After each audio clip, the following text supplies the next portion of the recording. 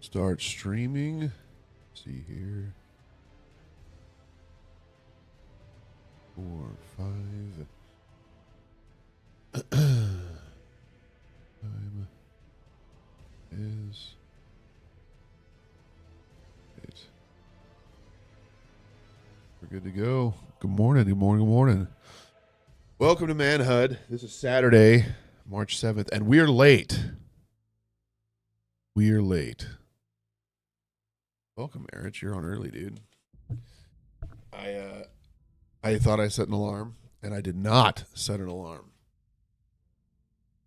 So we're on a little bit later this morning, but that's okay. For me, it's a Saturday, and I don't actually have to go to work, so we can hang out as much as we want. It'll be great. All right. Today's going to be interesting. Today's going to be very, very interesting for me. Because we're about to go and we're about to read one of the hardest to understand parables, in my opinion, that exists in Luke chapter 16. And so I'm excited for this. I'm looking forward to it. It's going to be good. But it definitely is not going to be the easiest thing to break down. So essentially I've got like a couple different pathways that people do generally take, and then what I think is the proper understanding of Luke chapter 16. So it'll be good. It'll be very, very good. We're going to go in here and we're going to real quick just I can't do crafting, that's why. Alright, we did that. Let's do this. Let's do this. Let's get on our horse.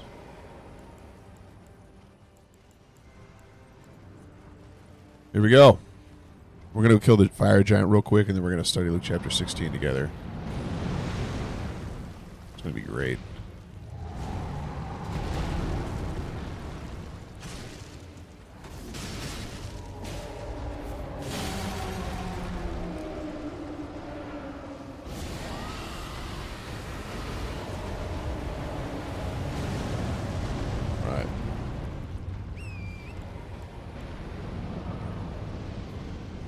Hold on.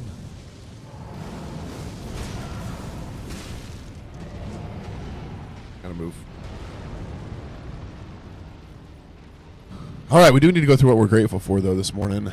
So we'll start there. I'm super grateful. That's I'm not kidding you when I say this. That is literally the longest I've slept in. I slept in until like 5:50, 5:45. And that is the longest I've slept in probably since, I don't know, November.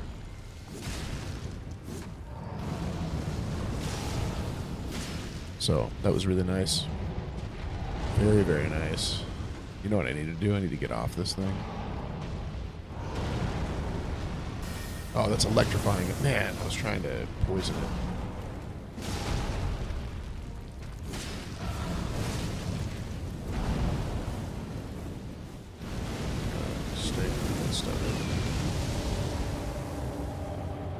Oh, move.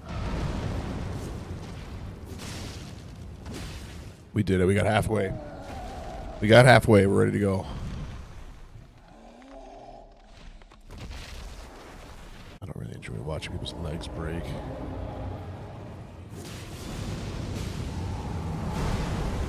move out of the way a little bit. Hey, thanks for following. Oh, you're a basset now. That's cool. All right. So I'm grateful for sleeping in. That was the longest I've gotten to sleep in a long time. All right, we got to move. I think we're going to do this first shot. Or that's at least my goal. It's probably mine as well. It's probably mine as well. I don't think this is my favorite. Okay, well, never mind. We're not going to do it in first try. Hey, Mrs. Bull, welcome. Oh, I played that really dumb. Really, really dumb. All right, we are going to study Luke chapter 16. We're going through what we're grateful for first. I've also been contemplating adding in a daily proverb rather than trying to chew through the proverbs all at once. So we'll see if we do that. Maybe we'll start incorporating that into it. What playthrough are you on? This isn't like a new game plus or whatever. I started fresh. I don't exactly know. I'm probably on 4, maybe. I think I'm on like something like 4.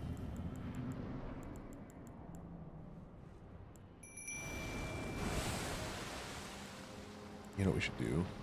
No, we should use this first. Well, actually, I'm not able to proc it, so maybe we shouldn't do that. All right. I've done the DLC, I think, 2 times. I think I've done this 4 times.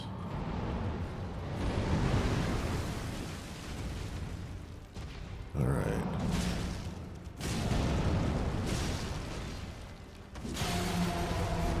The brake's so easy. Here, hop off. Oh, it didn't go. Oh no, we're dead. We're dead. All right. Here's what we're gonna do.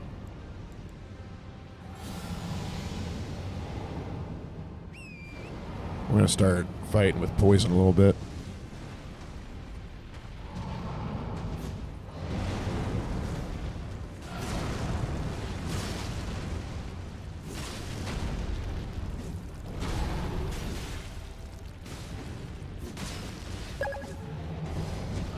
Oh, thanks for following. Uh-oh.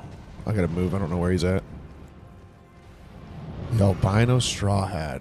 Sounds cool. Oh.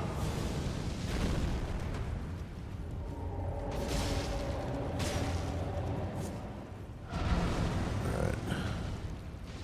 I think we can get halfway right here. Yeah, we got it. Alright, nobody has to watch his leg break. Don't worry. Okay.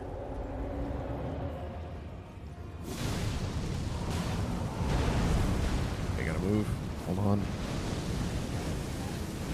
Oh, yeah, you just stand in it. That'll work good.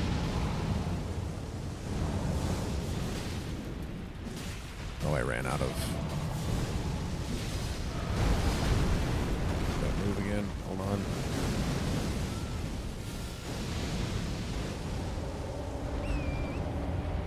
Oh, he sprayed him with poison before he died. That's good.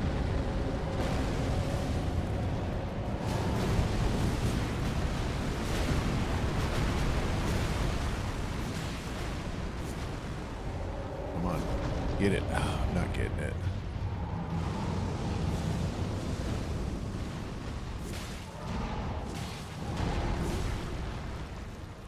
If I don't do it here, I'm going to be disappointed.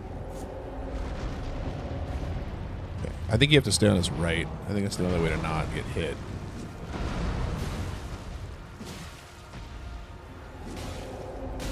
Okay, well, you can't get hit by that, though. Oh, I forgot. I got to finish my gratitudes for the day. If you're here and you want to throw something you're grateful for, we do it every single day. 3 things we're thankful for. We're told to enter his courts with thanksgiving, so we always start with that. It's also, it's not going to work. It's not going to work. Not with me. Okay, that's going to work. Man, that's the second time that's happened where I get rolled over and then get blown up. It's frustrating. I've been on a pretty strict diet, and I ate a small piece of pizza yesterday, and I was super grateful for that. That was really good. It was a really good piece of pizza. And then finally, my third thing that I'm grateful for is just the nature of where I work. We have a lot of ability to fix things. Oh, nice, Tristan. That's awesome. I mean, working 6 days a week is not the most fun thing in the world. Is this the only weapon in the game? No, it's not. But I will tell you, it is, for a Dex user, it's powerful, and it's very, very, very consistent. So, I had a winged scythe out for a little while, but it's just way, way, way less easy to use. Oh, now he's not going to have the... I'm not going to need the rune arc, actually. We'll wait. We're not going to be the most interesting playthrough. I thought about shifting to just like a full-on faith playthrough to see how that went. But that just takes effort, and I haven't taken time because I literally get on here and we read a chapter of the Bible before the end. But Tristan, that's sweet. Oh, what I was going to say is the nature of where I work and what I do we have the ability to like just like fix a lot of things, and I'm super grateful for it. Because it's like one of the still hacking away. Hey, it's only been like 20 minutes since the last time you were here. I mean 20 streaming minutes. I literally just got straight back on this thing. Hold on, I gotta poison my.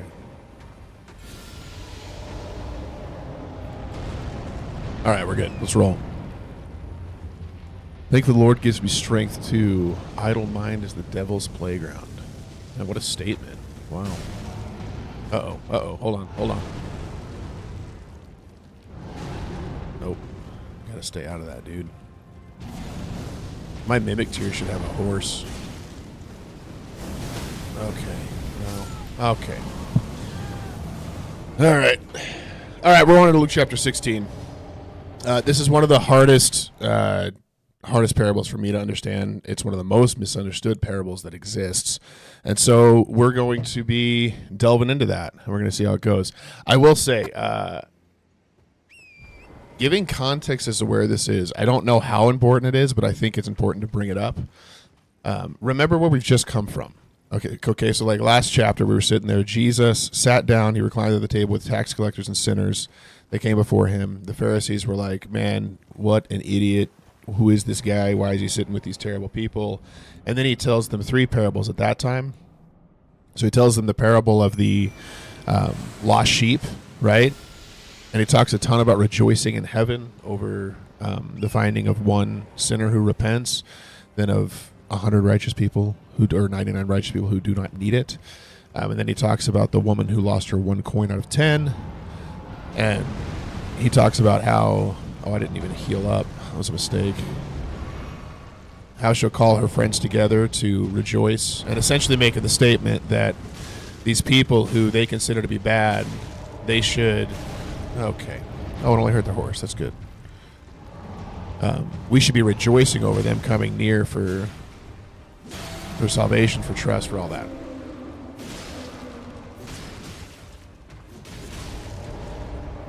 Hold on, I gotta move. And then he also talks about the prodigal son. That's the same story there too, right? So that's where we've just come off of, is him finishing those stories.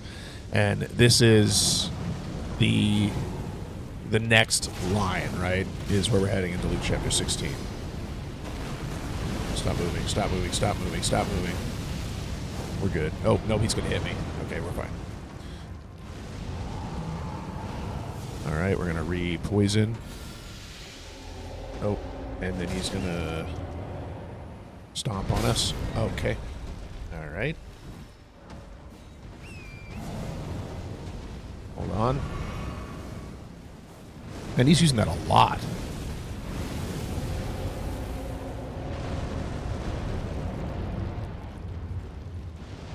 Oh, we did get him poisoned, though. We did get him poisoned. Oh, I missed. Missing every time. All right.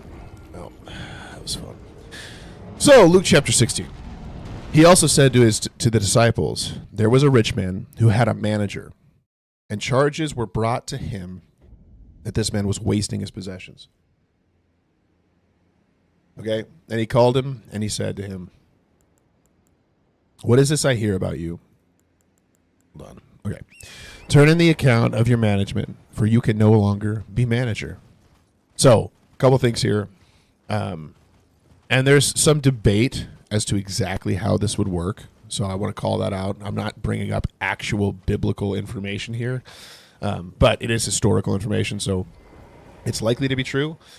There is, at this time, when a manager of a person's estate, they would pretty much manage everything, right? From like livestock to money to whatever else was in the possession of the person. And usually what we're told is that they would be essentially paid through collecting debts. So if it was a rich person, they would have debtors. And let's say that you borrowed, $50 worth of stuff. It would be like, hey, you go out, you can collect interest on that $50 worth of stuff. And so rather than 50, you take in 60, say, hey, there's interest of up to $60, and then you get the 10. That's one of the ways it's said that they would work at the time. That's how managers would operate, and so they would charge slightly more than the person that borrowed in order to essentially make a commission on the thing. This is a big reason why tax collectors were seen so negatively. It's because tax collectors were doing a very similar thing, collecting more tax than was necessary to cover themselves. Though I don't think that tax collectors were necessarily paid just off of whatever they collected. I think that they were given a wage.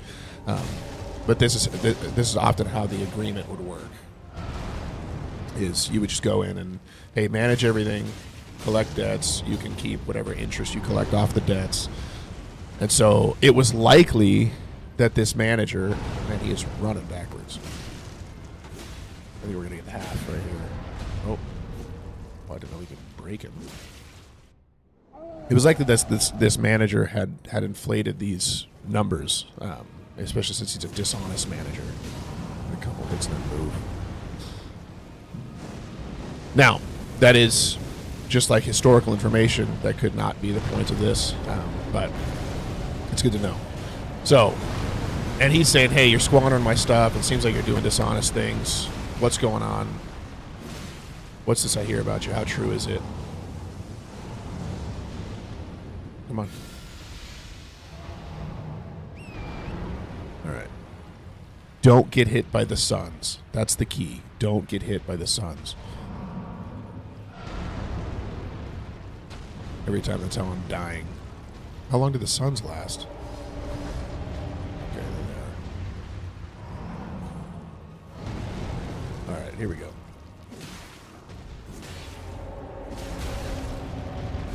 Okay, well.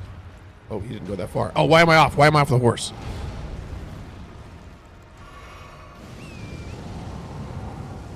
All right, we're fine. Everyone's okay. We're okay. Why did that not hit anything? There we go.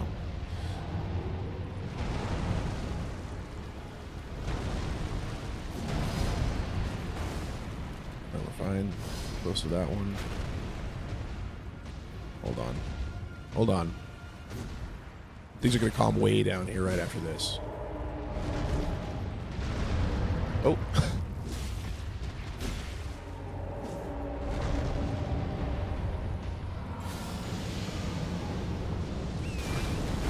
Okay, well,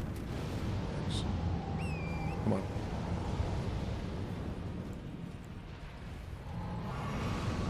All right, here we go. Here we go. Let's get close enough to you. We need to blow up. Oh, see, this is always a mistake going on the side. Hold on.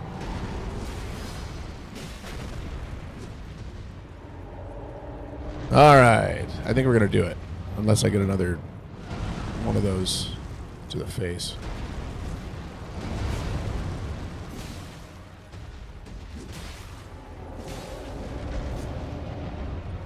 I still haven't gotten him.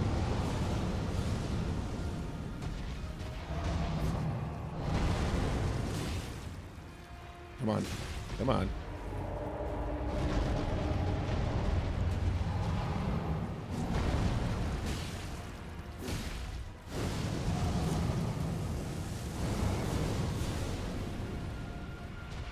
All right, here we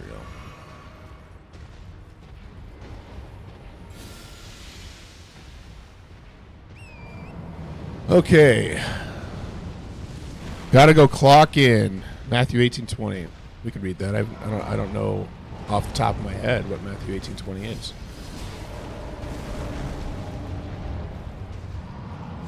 If I die right here, I'm going to be very disappointed.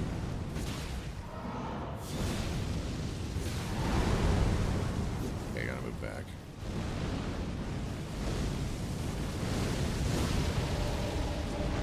All right, we're good. We're good. Just stay calm. Don't go on the side of him. That's how you die every time.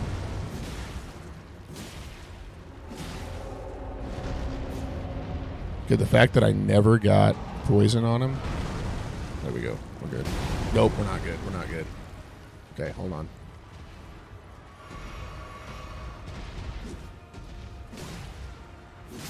All right, we did it. Great job, everybody. Okay.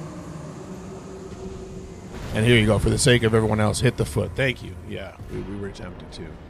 For the sake of everybody, we'll pull the wing scythe back out, so we're using something different than what bothers everybody. Here you go. Just not nearly as cool. All right. So, manager says, "Hey, turn in the account of your management for you can no longer be manager." So he's about to be fired. He is being asked, "Hey, go ahead and give me an account of everything you've got going on, so that I can hand this over to somebody else." Right. So this is the reason he's not just immediately, canned. It's like, "Hey, pull all this stuff together so that we can move forward." So So he said to himself, "What shall I do? Since my master is taking the management away from me, I'm not strong enough to dig, and I am ashamed to beg. So I'm not going to do either of those two things. I have decided what to do. So when I am removed from management, people may receive me into their houses." So this guy's been squandering things for a long time, and all of a sudden he turns around. Hey, thanks for liking it up, Most High. Welcome. Luke 6 through 27. Love your enemies. We're on Luke 16 right now. Isn't there a side of grace, or do I have to just crawl up this thing to get it? We'll go up here. Okay. So he decides what to do. He's going to go there so the people take him in. So, summoning his master's debtors one by one, he said to the first, "How much do you owe my master?" Is it up here, though? Oh, but it's not necessary. I think there's one up here, isn't there? Let's go over here. So summoning his debtors in, he called to the first and said, "How much do you owe my master?" He said, 100 measures of oil. This is a massive amount of oil. Like, this is years of wages during this time. So we're talking about a massive amount of money that's being owed. Right? These were big transactions happening. This is not a small, a small-time person. We're going to be totally distracted here, so we're going to just take one moment and then keep going because Melon is about to burn herself alive. Hold on, let's level up first. Let's go higher on this and this. God bless. I don't know if I can say that. And Capdalic. Let me know how I did. Okay, runes held. I should increase my FP. There you go. All right, let's do it.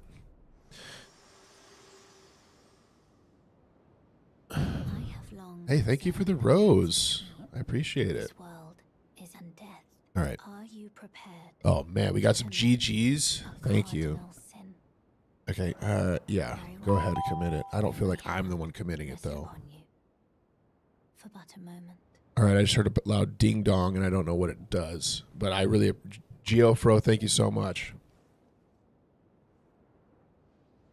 We're going to have to see what that does. Okay. So, he owes him 100 measures of oil, and he says, "Take your bill, sit down, and quickly write 50. So cut it in half." Right? Tips for Soldier of Godric. I have no tips. It's one of the hardest in the game. There's nothing you can do about it. It's usually the key thing that stops people from progressing through this game. The biggest thing I could tell you is you got to get good. You got to take your time. You got to keep trying over and over again. Step into the fire as Melon is doing here. All right, so he says, cut it in half. Then he says to another, "How much do you owe?" And he says, 100 measures of wheat. And he said to him, "Take your bill and write 80. Key thing here, there's a bunch of, depending on not what translation, but like what original manuscript, a lot of these numbers, like 100 measures is about 875 gallons, 3,200 liters. So depending on what translation you get, they will, we're on the Shrewd Servant. Depending on what translation you have, they will translate so that it makes more sense, right? Okay, so when you read it and it says like 875 gallons or 800 gallons, it's trying to translate measures into what who's Melina, Flamed Frenzy. She's the gloom-eyed queen. She is not a part of the frenzy of flame, but she's burning the tree for us so we can get inside there and take out, who's that? Radigan. Okay, so that's where you see, sometimes you see 100 measures, sometimes you see different measurements. It's showing you how much this is large amounts of stuff. Thank you. And so he calls these people in. He cuts their, he cuts the amount that they owe, so that they receive him better, right? They see him as better, and they want to give him help once you get out here. Yeah, correct. One who walks Yep. alongside flame. Sorry, I'm kind of ignoring her to go Shall and read one through day this. meet the road of destined death. Oh, we're going to meet it soon. Okay. Goodbye. So cut it in half, says to another, 100 measures of wheat he owes, take your bill and write 80. Cut it down as well. And it says this is what's super interesting.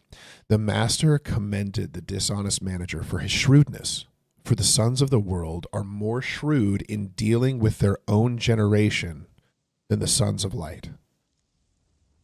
Okay, so bear in mind here, the point that he's making is not, hey, you should be dishonest, and that would be good, right? I think that's not what we're taking from this. That is not a proper understanding of what's happening here. There's a couple ways to see this. One of which would be this, right? And he says here, and I'll read a little bit further on before we go too deep into kind of a couple of ways that this parable is seen. He says, I tell you, make friends for yourself by means of earthly wealth, so that when it fails, they may receive you into eternal dwellings. One who is faithful in a very little is also faithful in much, and one who is dishonest in very little is also dishonest in much. If you then have not been faithful in worldly wealth or unrighteous wealth, who will entrust you with true riches? Hey, thank you for following, Keith. And if you have not been faithful in what is another's, who will give you that which is your own? No servant can serve two masters, for either he will hate one and love the other, or he will be devoted to one and despise the other. You cannot serve God and money. Okay, before we dive into that, I think it's important that kind of gives you a sum total of the story of what Jesus was trying to say here. So there's two ways to see this. One of which is this. So if you just take it from the perspective of, hey, you see the shrewd manager, it's just telling a story, right? So this doesn't relate directly to financial wealth, right? There's one way to see that. In that case, what he's saying here is this man is called into question, right? He's at the verge of losing like his security net, losing his safety, right? He needs salvation. That's the point that's happening here. He is made aware of how desperate his situation is. And so what he does, right? He's been squandering this man's money. He's been throwing it away. And then all of a sudden there's this moment where there's this reality that happens in his life. So he stops everything. Right? He drops everything. He forgets about all the money. He has no interest anymore in utilizing his master's wealth for himself. He drops all that, goes and starts immediately working as generously as he can to these people so that they receive him in. And so if we take just in that realm from a spiritual perspective, we see that what God is saying here is act shrewdly. Why is there so many bloodstains right here? Act shrewdly, as though you understand what is happening, as though you understand how short your life is, right? Toward the end of there, it says, like, are you going to be faithful or dishonest? Those who are faithful in much will be entrusted in much, right? Those who are faithful here on earth, like, make friends for yourself by means of this worldly wealth, so that when it fails, they may receive you into eternal dwellings. Thanks, Nick, for following. Eternal dwellings, right? So this is it's just interesting to me that he's talking about eternal things, and he's talking about this like kind of just completely like worldly conversation and situation. And so with that, you see that the dishonest servant isn't commended because he's dishonest. He's commended. Hey, thank you for the heart me as well. He's commended because he dropped this thing of caring only about wealth, money, squandering these things, and shifted to a focus on being actually shrewd toward his future, right? And if we take that perspective reading of this, I think what a huge thing that we can learn is we need to live as though tomorrow is not promised. Are we squandering our master's wealth? Right? Are we squandering the wealth that's been given to us, or squandering the time, the talent, the treasure, whatever, and just not using it because, well, we've got time, right? I can squander this for now. We'll lock in and we'll do this stuff better later on, right? Or are we living shrewdly? Are we dropping everything? Are we living as the master has called us to live, in order so that when things fall apart, we both have, we have eternal friends here on earth, and we have an eternal master in heaven that's actually thankful for us, right? That doesn't send us away. And so it's watching this guy act shrewdly as though he understands, like, hey, this is coming to an end. I need to turn things around. I need to be different, and I need to not care about money. Now, did he do it in the proper way? That's a question, right? That's a question. I don't know if he did it the proper way. So this is where it's unclear, and this is where we would shift our focus into, there's two possible ways to see this, right? If he did it dishonestly, and he's actually still, in essence, taking his master's money, but his master's grateful that he shifted, right? He's like, hey, you've acted shrewdly. You're not taking money from people anymore. You're not taking money from me. You're setting yourself up for your future. I can at least honor and respect that. The other way to see this is going back to how, Keith, that's so true. God gave us life, and that's the treasure he gives us, and he could take away. I think that's a great way to see this as well, right? Are we squandering our life? It's something that he's essentially loaning to us to be a manager of, as he's the master. That's a great way to see it.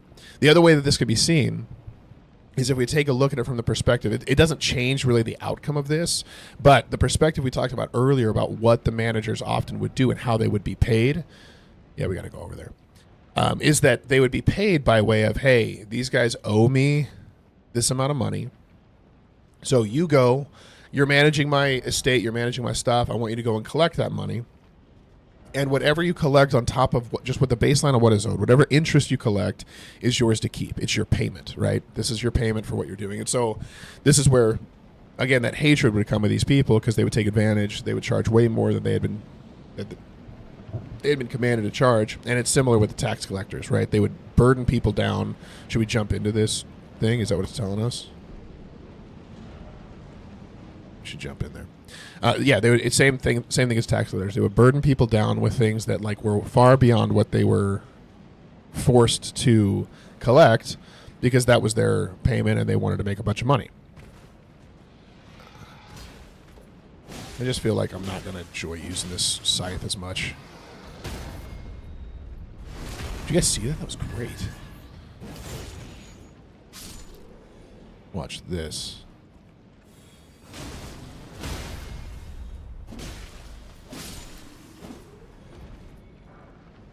All right, we're good.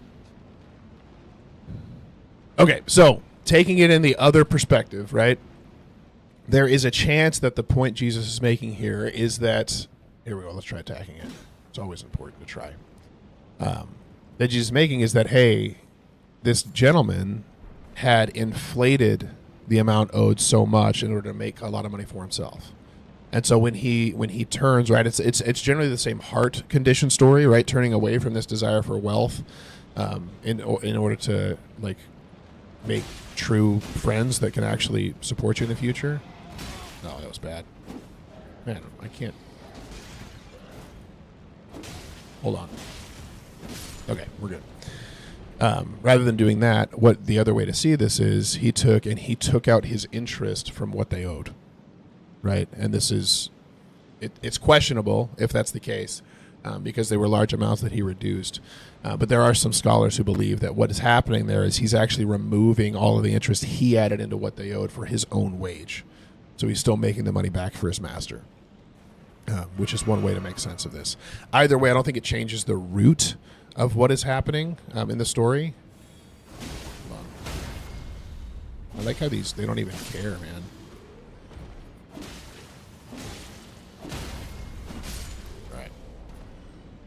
Doesn't change the root nature of what the story is telling us, but it's interesting to understand how that stuff worked at the time, or at least our historical understanding of how it worked at the time. And then at the end here, he does make it. This is one thing that Luke does more than almost anybody else, is talking about this element of actual worldly wealth. Right. This is something to kind of watch, because Luke talks about worldly wealth, I think, quite a bit more than the other gospel writers. And it seems to be like a key thing to him of like the fact that wealth can get so far in the way of what Christ and what God has for us. Be wary of left. Okay. Let's parry him. All right. Cool. Oh, okay. Well, actually, left wasn't the thing that was the problem. All right, we're good.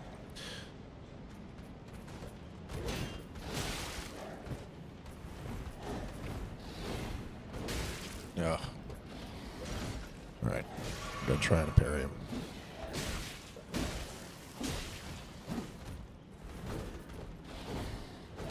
Ouch. I'm struggling here. Hold on. Here we go. Okay, so then he says, and this is where I just want to wrap this up, because one who is faithful in a very little is also faithful in much, right? What are we going to be faithful in? And one who is dishonest in a very little is also dishonest in much. This is something like my dad used to always say when he would talk to us about how we give in our life. Depressimus Prime, welcome. Thanks for following. But he would always talk about how it's like, hey, and I've never even connected that this was slightly quoting this before. But he would always talk about people who say that once they make money, they're going to give are lying to themselves. And he was always talking to us about, hey, make a decision about what you're going to give when you have every specified amount, even if it's $1, right? How much are you gonna give back to God? And he would talk about it. He's like, people who don't give when they have little will not give when they have much, right? The wealth is our relationship with God, and in a way, we're taxed by sin, which can take away our wealth. I think that's very true. That's very, very true. It shows our heart condition, right? And this is the other thing. I don't think I can drop out that window. Actually, we'll keep reading a little bit because this is good. So anyway, he had just set up above there, make friends for yourself by means of worldly or unrighteous wealth, so that when it fails, you may be received into the eternal dwellings. If you have not been faithful in worldly or unrighteous wealth, who will entrust you the true riches? Right? So if you're not actually generous, if you're not actually like living outwardly generously, why would God trust you with anything additional? Oh, okay, we're going this way. And that's something that, like, I feel like we've learned is like, hey man, the more that we give abundantly and give generously, the more that God just kind of opens the floodgates with us. And it's like continues blessing. And I don't think I view riches in the same way that everyone else does. Because I view riches as like kind of all encompassing, not just like monetary money. But it is crazy how when we're generous with our time, when we're generous with our talent, when we're generous with our money and our treasure, like God just seems to continue to expand those things to allow for more, right? Amen. Seek ye first the kingdom of God and the righteousness thereof. I love that. And then it says this: if you have not been faithful in that which is another's, who will give you that which is your own? Right? Okay. So here's a cool thing. Hey, Von Phenomenon, welcome. Something to call out here. There's actually a way, as I was reading this, that I was seeing it that I thought was interesting, which is the fact that in a sense, right? We, as we walk through our lives, like to consider everything that we have to be ours. But if we take a look from the perspective of like the shrewd manager, and we think about the fact that everything given to me has been given by God above, right? In essence, I am the manager of his wealth. The things that he's put in my hand, the things that he's put in place in my life, I'm just carrying and managing. Welcome, Edwin. Thank you for following. Right? So this is what stands out to me. And I think something that we can learn from this is, are you walking in your life with your riches, with your stuff? I know you may not feel like you're rich, don't get me wrong, but if you live in any area where you're able to stare at me right now and see me, you are rich, right? If you're literally watching a live stream right now, I'm sorry, you're wealthy. You're in the top, like at least top 10% of the world's wealth, right? You're massively wealthy, even if you're struggling. I've gone through times of struggle as well, but we've been blessed to live in the place that we live. Wow, dude, that's awesome. Devin, that's great. God gave me a family of 5 more than any man can ask for. Man, that's awesome. Yeah, we just had our 5th child, so we're feeling blessed in that realm. Anyway, sorry. The manager, he oversees, right, the wealth of his master. You and I have the exact same thing happening with us, right? We're overseeing the wealth of our manager. I'm going to die here. I feel like this is a really powerful one, and me walking around with this scythe is not the way to do it. But when we walk around, are we squandering the wealth that God has us overseeing, or are we? And I'm going to die. Okay. All right. All right. Okay.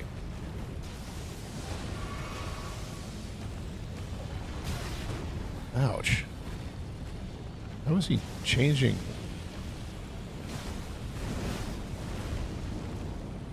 Here, hit him on the head. Hit him on the head. Does this even proc bleed? Probably need to heal. Okay. Well, that makes sense. Oh, it does. Where'd he go? Where'd he go?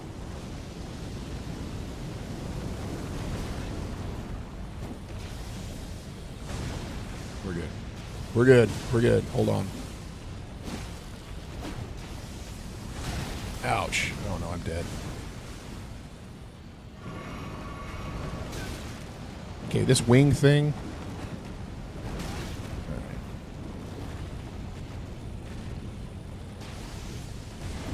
Oh, but looking at it in that direction, right, of like it translating to us being, oh my goodness, dude, of us being the manager of the wealth.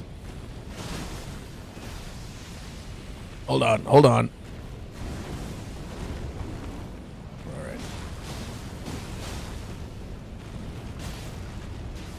Buddy, careful. Oh, you killed him.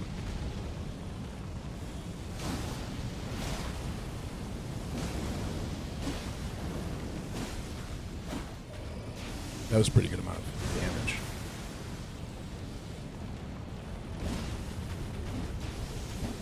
Oh, I'm stuck fighting. I'm stuck.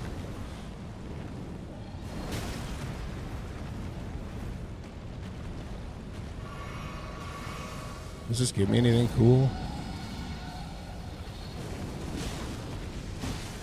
Hit him on the face. Oh, man. Okay.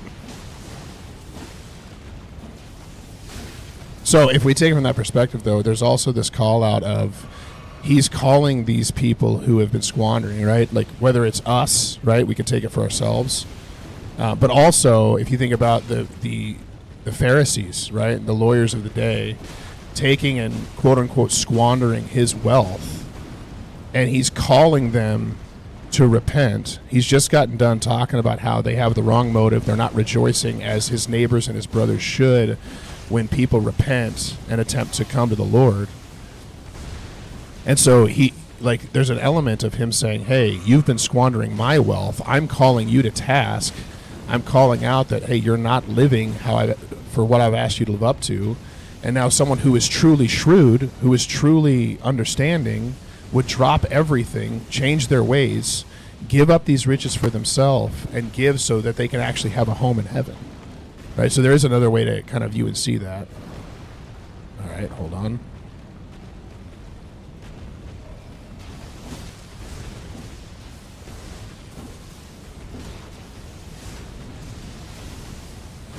Okay, that should not have hit me. That was ridiculous.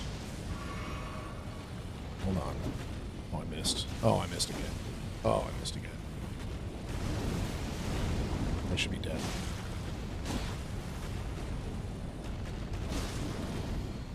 How close are we? Ugh.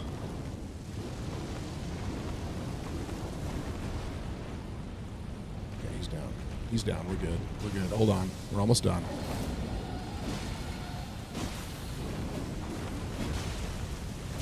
Oh, we're so close. Is he on the ground? Oh, no, he's not. There we go. I'm so close to dying is the issue. Okay, I rolled through that, man. I don't even have a heal on me, I don't think. Oh, yeah, I died. I'm not doing that again. That was... I don't enjoy fighting those guys. Unless he has... Does anyone know if he has something crazy that I need to get? Otherwise, I'm not doing it. All right. So if you have not been faithful, which is what kind of we're talking about right now, is like, hey, have we been faithful with God's wealth, even though we see it as our own? Are we faithful with it? Because if you haven't, how will you be faithful with that which is your own? And then at the very end here, he says something super interesting. For no servant can serve two masters, for he will hate one and love the other, or he will be devoted to the one and despise the other. You cannot serve both God and money. God and money here. Money is listed as mammon, which essentially personifies money as a master, right? That's kind of what's going on here. The money is being essentially personified as a person. So you can't serve both these things. Hello. Here, I'm going to just pass by. Don't worry about me. We're going to see what this is. Oh, you could put some dragon wound grease on there. Sweet. All right. So he does translate it directly to you can't serve both God and money. The Pharisees, who were lovers of money, right? So now we're seeing the contrast as to who's hearing this and what they're taking in from it. Lovers of money heard these things and they ridiculed him. And he said to them, "You are those who justify yourselves before men, but God knows your hearts." We beat the giant, pig stitches. We did. We beat the giant. We're in Farah Mazula now. You are those who justify yourselves before men, but God knows your hearts. For what is exalted among men is an abomination in the sight of God. If you are being lifted up in the sight of the people around you, it's likely that you are in trouble, right, with how God is perceiving you. And that's the point he's making here, is don't consider yourself to be good just because people are praising you. And that's what they looked for, right? They were, oh man, what? That was ridiculous. You totally read that off me. Kill that one. All right. You guys want to see something cool? Watch this. Nope, not that. Not that. All right, hold on. Hold on, we're going to fix this. I thought he would swing his sword, and he hasn't swung his sword once. All right, we're good. Okay. Those who justify yourselves before men, and that's what they've been doing, right? They've been justifying themselves before men, holding people to the law, holding people to this, make sure people know that they're following, but God knows their hearts. And he's been saying this over and over again. It says, the law and the prophets were until John. Since then, the good news of the kingdom of God is preached, and everyone forces his way into it. But it is easier for heaven and earth to pass away than for one dot of the law to become void. So he is not abolishing the law, right? That's the point he's making here. The law is not passing away, but he is fulfilling it, right? But he is going to fulfill it. All right. Everyone who divorces his wife and marries another commits adultery, and he who marries a woman divorced from her husband commits adultery. There was a rich man. Actually, we'll stop there real quick. It's an interesting single line here. But there's a point being made, which is that just because something is lawful for you to do, right, God has allowed for it, does not necessarily mean that it's good. And that's the point that he's essentially making here, is he's like, hey, just because you can give your wife a certificate of divorce. Wow. Oh, that was crazy. Just because you can does not mean you should, right? You are still committing adultery. It's a similar Hey Jacob, thank you. Similar thing here to like when he says, "Hey, just like he takes all the laws further, right? Even if you just look at a woman lustfully, you've committed adultery in your heart. He who is angry with his brother is essentially committing murder, right? Or he who hates, I can't remember which phrasing it is there, but he's taking this thing further than they've seen it before. He's saying, hey, you're looking at the approval of man, but all the while rejecting God's approval and God's perspective of your heart.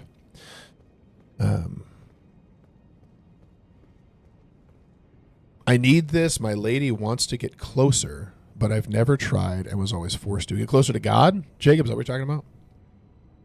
Hates his brother. Thank you, Geofro. You're right. That's what I said that. I said that angry thing, and I was like, that's not right. I know that's not what it is. Dude, you should get closer to God, man. It's awesome. It's sweet. Everything goes better. Everything in life goes better. It's not that everything gets better. It's that everything goes better. It's and you take it. You take it better. It's good. Okay, so the rich man and Lazarus. We actually got to end here soon. All my kids are going to be waking up. Be angry, but sin not. Geofro's going to be like our theologian of the room. It's going to be great. All right. So there was a rich man who was clothed in purple and fine linen. Purple is a kingly color, right? So purple and fine linen, very expensive clothes, and who feast sumptuously every day. And at his gate laid a poor man named Lazarus, covered with sores. This dude is not doing well. Oh, that was such a long wind-up. I thought I'd be able to get through it. Oh, man, okay. I was trying to parry him, but I have not lined up the parry. You don't study God, Geofro? That's just what theologian is, a studier of God. All right. At his gate laid a poor man Lazarus covered with sores, who desired to be fed with what fell from the rich man's table. Moreover, even the dogs came and licked his sores. This is showcasing a level of humility, right? Or humiliation. Dogs licking sores was like a humiliating thing. And so that's what it's showing here. Completely humbled as a guy. Golden rune. What does it say? Okay, we're heading back in. So, dogs came like the sores. The poor man died and was carried by the angels to Abraham's side. The rich man also died and was buried. And in Hades,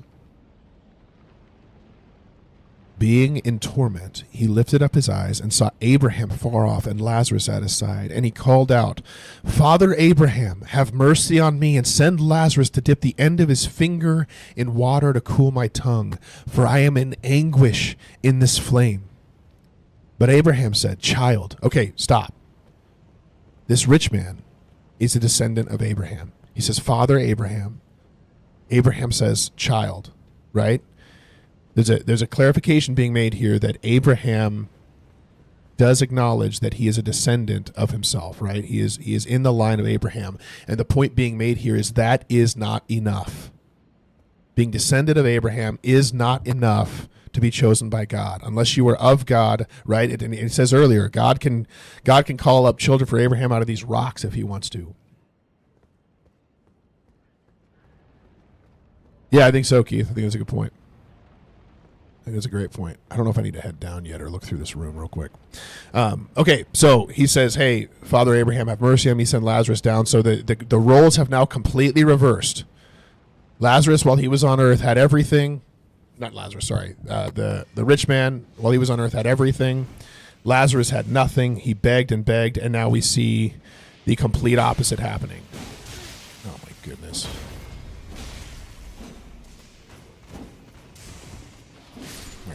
We're good. Now the complete opposite is happening. He's begging Lazarus, right? He's begging Lazarus to come. Oh my goodness.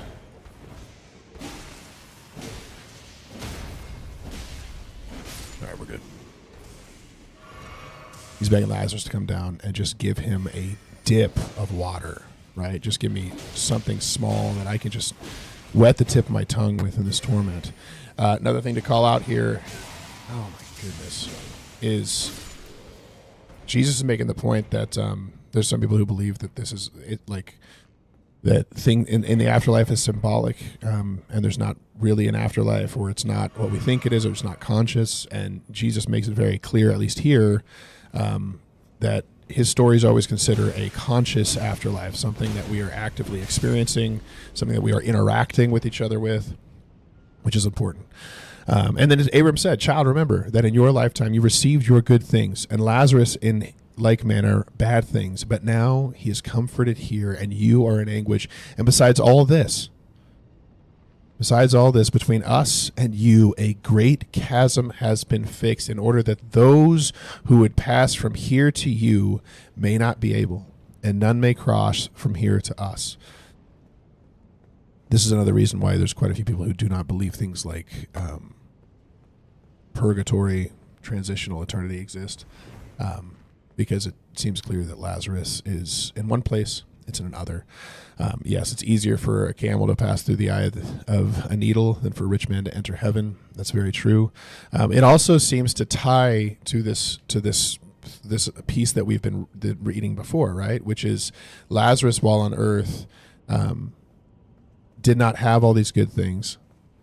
And then it said, like, the rich man is squandering them, right? He's not giving to those around him. He's not making friends here he's not like giving to those in need. He's not being generous.